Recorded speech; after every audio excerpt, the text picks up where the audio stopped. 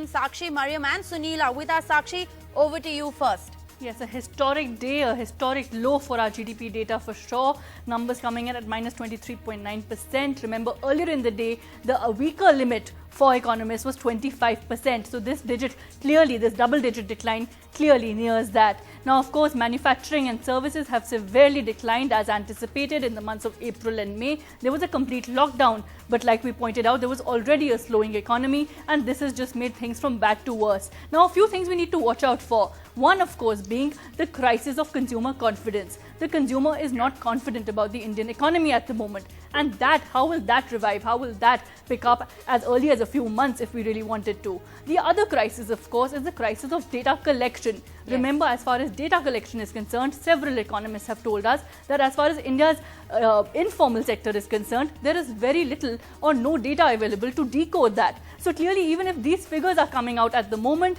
a lot of experts believe the number could be far worse in actuality when India's informal sector is taken fully into account. So clearly disappointing news there.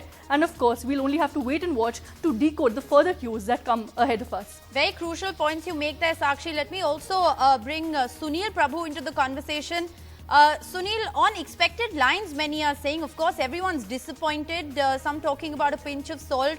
That you need to look at these figures with, given the fact that there's been a lockdown for a large period of time, that this data is in fact calculated on. But what are we expecting to see happen now? Clearly, the bailout packages by the government haven't really had much of an impact. Not much of an impact. It's been an act of God, as they say. Nirmala Sitharaman had indicated very clearly that there will be a contraction, but that this contraction of minus 23.9% is huge.